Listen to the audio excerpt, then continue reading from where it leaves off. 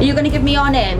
I'm not, no. Right, okay. Because it's... Later date, any details and make an offer about payment, yeah. So I've explained if you just have that £20 of fuel, unfortunately with this BP garage outstanding. Which car is it? Welcome to UK Police Cops, where we put misconduct on display, explore police and legal content, protect rights and demand accountability. This episode features I Spy audits, so check out and subscribe to his channel below. In this story, Auditor I Spy stops at a BP gas station to buy fuel and tries to pay with a legal £20 coin from the Royal Mint that's officially recognized money in the UK. Instead of just taking the payment, the staff refuse the coin and call the police, turning what should have been a simple disagreement between customer and business into a police matter. When officers arrive, rather than calming things down, they make it worse by arresting I Spy, even though he hadn't broken any laws. This bad decision by the police ended up costing them dearly, because I Spy later sued them in court and recently won a large cash settlement. £20 coin. Never seen them in my life. So it's from the Royal Mint, so the same place that all legal tender comes from. Have you got any other means of payment at the minute? I don't know. Can I ask why you didn't tell me before you started recording? So when we go to any incident, our tour of duty and our police protocol is to video every incident we go to achieve the best evidence. But you've got to notify the person at the first available opportunity. No, we don't. You do? Have you got that from somewhere? Have you read that up somewhere? Or? Yes, your policy. Yeah. Okay. Well, at the minute, we're obviously videoing everything because we've been called to an incident. Immediate response where there's some ongoing issue with payment, whether it's a domestic... 999? Well, that's what's coming as, yeah. Well, we just didn't know what was happening. There was an altercation in the shop, so we've arrived on that instance. Are you going to give me your name? I'm not, no. Right, okay. Is there a reason for that? Because it's a civil matter, and it's not something that the police can get involved in. To a degree, you're right. It is a civil matter. We can deal with it a different way, but obviously, ultimately, you haven't paid for your fuel. From the moment the female officer arrives, she shows she's not qualified to handle the situation. The auditor immediately sees her body camera and asks why she hasn't told him she's recording, which police guidelines clearly say officers must do as soon as possible. Instead of admitting this, she falsely claims there's no such requirement. Her next mistake is just as bad. She demands the auditor give his name, but since this is just a disagreement between him and the gas station and not a crime, there's no legal reason she can force him to identify himself when no law has been broken. The officer either didn't know this basic rule or deliberately ignored it, and either way, that's completely unacceptable for a police officer. I have. But they're not accepting that money. But that's up to them to accept it. If they decline... They've obviously run the post office and they've declined that. Ultimately, it's a civil issue, but if you're not willing to give us your details, then how do we know that you're going to resolve the civil issue at a later date? If you're happy to give us your details, then we can look at the civil issue at a later date. But that's a civil issue, that's nothing for the police to get involved in. But we don't know your details, do we? So you could technically escape from here and never come back and never deal with that issue, then you'd be circulated as wanted for that, won't you, if you make an offer without payment? That's not a police issue at the minute. It is. It is a police issue because you've not paid for fuel. So there's still an offence there of that you've not paid for your fuel. But I have paid. I've gave them... But you've gave them this coin, yeah, which ultimately they've spoke to the post office and they've decided that it's not a reasonable amount of payment for your fuel. So at the minute we're sort of hands are tied, yeah, agree with you on a certain instance of that, but we still need a solution today, whether we take your details and we deal with it at a later date. The officer herself admits this is a civil dispute, then tries to make up a fake authority to demand his ID by saying, "So we know you'll resolve it later." That's not how police powers work. If there's no suspected crime, police can't force someone to give their details. She can't turn a private payment disagreement into a police ID check just because the store is upset. When she threatens that he could be circulated as wanted, she's completely bluffing, because wanted alerts are only for criminal matters, like suspects with warrants or people who miss court, not disagreements over payment methods. Using the threat of criminal consequences to force someone to obey when you have no legal authority is abuse of power, and proves she knew she had no legal right to do what she was doing. If she really believed a crime might have happened, she would need to prove the key parts: lying, running away, or planning to avoid payment. But here, the auditor stayed at the scene, tried to pay, and only disagreed about what form of payment was acceptable, which is clearly a civil matter, not a crime. So basically, he's trying to pay with this. They've run the post office and said that it doesn't really exist, you can't pay with that. No. He obviously won't give us our details. I've explained to him to a degree it is a civil matter, however, if he does make off and he doesn't give us our details, we're struggling for any sort of civil issue at a later date. Any details and make an offer without payment, So I've explained if he does give us his details and we know where he is and we can contact him at a later date, hopefully this issue can get resolved. Now he's obviously not really wanting to do that at the minute. Because it's a civil issue and it's nothing for the police to get involved in. But you're still going to make off, aren't you? Technically without payment, but if we can get your details... But I have paid. But you haven't... And it is their policy to accept the £20 coin. Has he paid? Policy? No, he hasn't. Right, if you haven't paid, and if you walk out this door now... They've still got the money though. Just let me finish. If you walk out that door now, you are liable for an arrest because we don't have your details. But you don't need them. Well, I do. Because it's a civil issue. But it's not, because a make off without payment is then a police matter. The second officer arrives and immediately makes everything worse by threatening to arrest him right away, which makes no sense. The auditor is still standing inside the store with no attempt to leave and is openly arguing about the payment method. There's no crime of making off without payment because he hasn't left, and there's clearly no intention to avoid paying.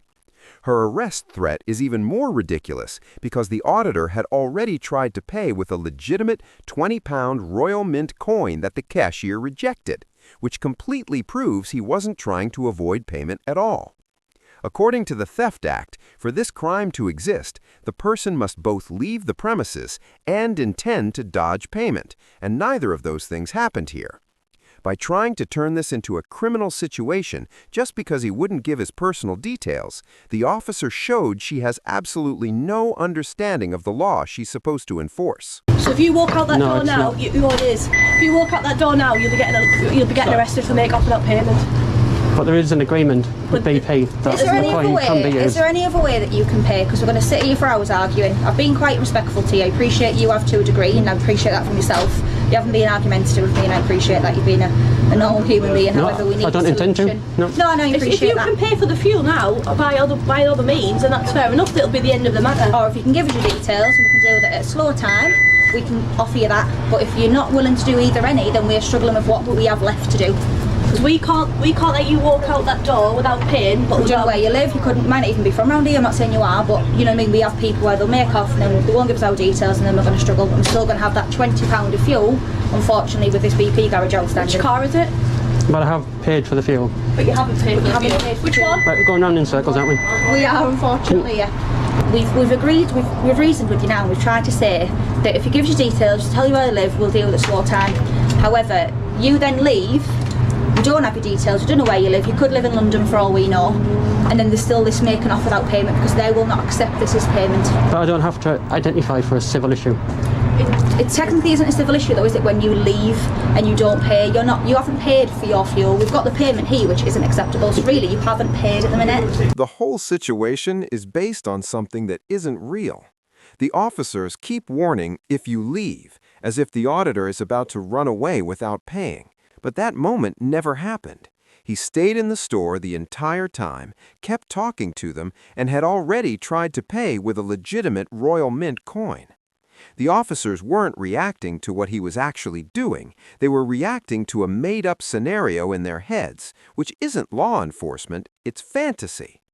Their claim that they couldn't identify him without forcing him to show ID is equally weak, because his license plate was right outside the store, giving them a legal and easy way to find out who he was if they really needed to know. Instead of using that option, they ignored it and kept making demands they had no legal right to make, turning a civil disagreement into grounds for arrest. They weren't trying to solve the problem, they were making it much bigger than it needed to be. Well, I have, because I've handed the coin over. Right. So I haven't got that in my possession, and I've contacted BP head office before coming here. Right, and was that today then, or? No. So when was that then? So you've contacted BP head office before you've come in? Correct. Right, so did you contact them today, or was it yesterday or last week, or? It's not up to me to say that. How's it money? Do you understand what the £20 coin is? No, that's why I'm confused. Well, why are you threatening me for arrest then, if you don't know? Because it's not money. It is. Right. We'll agree to disagree. At the end You of the... don't know that. It is. It's Right. legal tender, the same as a £20 note and a £10 note. Right, and who did you speak to from the BP garage, the manager? It's a Royal Mint who issued that £20 coin. Right. Okay. So it's the same money as any other money. If you get someone on the phone to me who you've spoken to earlier, then we could kind of end the matter here, can't we? But if it's a civil issue, I don't need to assist you. But at the minute we don't know it's a civil matter. But I don't need to assist you in a civil issue. But you do, because it then turns into a police matter because we don't know that coin. The auditor had already done more than necessary by showing that BP's own policy said the coin was valid payment, which should have ended the entire situation right there. Instead, the officer turns it into a demand, insisting he must call BP headquarters himself or else she'll treat it as a police matter, which is ridiculous. He has no legal obligation to help her do her job that way, and refusing to make a phone call doesn't suddenly create a crime. The police are supposed to look at the facts and apply the law themselves, not force the citizen to prove their own innocence. When she says, "We don't know that coin," it only makes her look worse, because a £20 Royal Mint coin is official legal tender in the UK.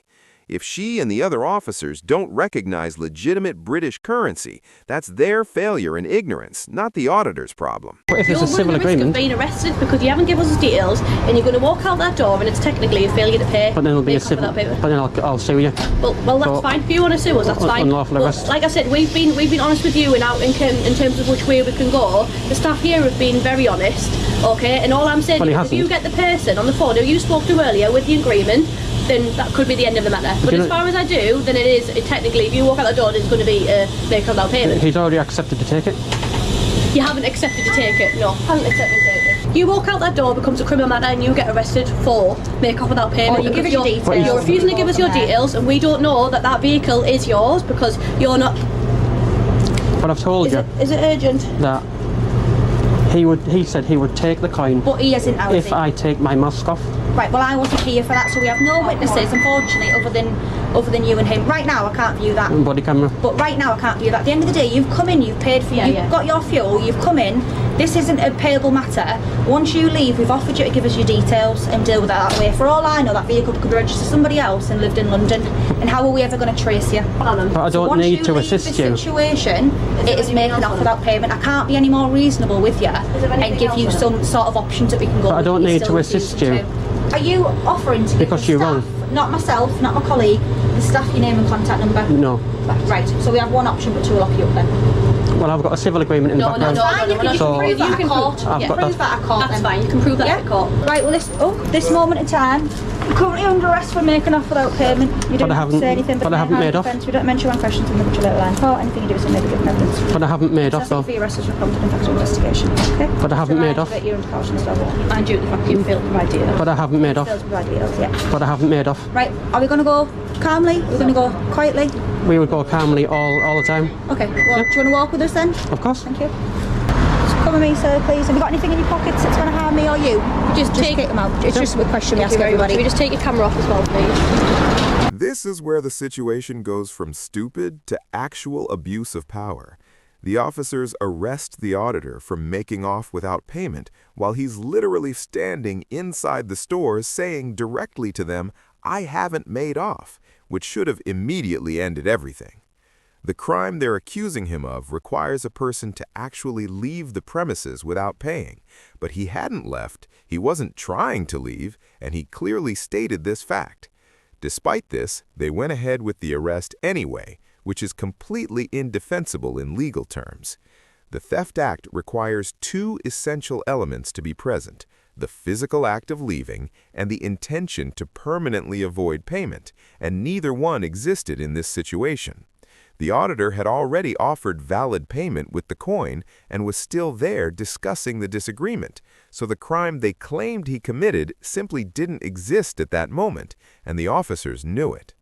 Now, Auditor I Spy provides an update on his legal claim against the police. About 10 months ago, I walked out of those gates after being falsely arrested for using the £20 coin. The Chief Constable has paid out £4,000 in compensation, but unfortunately he did not apologise at any point, even taking him to court. He went all the way to court, we had the hearing date, and then the Chief Constable saw some sense and paid £4,000 in compensation, but no apology. The case went to court and the auditor won a massive £3,999 payout plus all his legal costs, which isn't a small amount of money for something that should never have happened at all. This large settlement shows just how legally weak the police's position was once their actions were examined in court, and they knew they couldn't defend what they did, so they had no option but to settle and pay up. What makes this even more outrageous is that according to the auditor, the Chief Constable who leads the entire police force never once apologized for what happened. They handed over thousands of pounds of public taxpayer money, essentially admitting wrongdoing by paying him, but couldn't show basic professionalism by simply saying sorry and admitting they were wrong. This silence tells us everything we need to know about their priorities. It shows a workplace culture where protecting their reputation and saving face matters more than taking responsibility, and where earning public trust is treated as unimportant. This case perfectly demonstrates how the tiniest situations can explode into serious police misconduct when officers don't actually know the laws they're supposed to enforce. A simple civil disagreement over a coin, something that should never have involved police at all, became a wrongful arrest because the officers' egos and desire to exert authority replaced basic common sense and legal knowledge. This kind of unnecessary escalation isn't real policing, it's just bullying while wearing a uniform and badge. What makes this situation even worse is how the officers made up their own justifications and excuses as the situation developed. They kept repeating, "What if you walk out without paying?" even though the auditor never once gave any indication he would leave. So they built their entire criminal case around an imaginary scenario that only existed in their own heads, which isn't enforcing the law, it's twisting reality to create fake grounds for arrest that don't actually exist.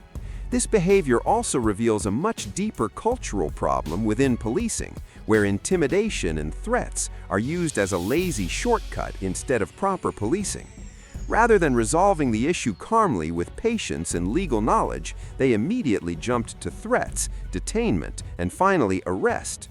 When police officers rely on creating fear instead of using facts and law, it's not just the person they're targeting who loses, it damages public trust in the entire police system, because if this kind of abuse can happen over something as minor as a coin, it can happen to anyone over anything. Then there's what happened after the arrest. Nearly £4,000 of taxpayer money was paid out in settlement, yet not even a single word of apology came from the Chief Constable who runs the force. That silence isn't just arrogance and pride, it's basically an admission that they'd rather cover up and bury the mistake with cash payments than actually confront and fix the failure in their officers' behavior. This shows us exactly where their real priorities are. Protecting the public image and reputation of the police force matters more than fixing the bad behavior of individual officers or preventing this from happening again. That's it for today's video, and if you enjoyed watching this episode, please don't forget to like, comment, and subscribe because it really helps me continue making this independent content and coverage. Also, make sure you check out I Spy Audits because his channel link is in the description below, so go show him some love and support for bringing this case to light. Thanks so much for watching. This was UK Police Cops, and I'll see you in the next video.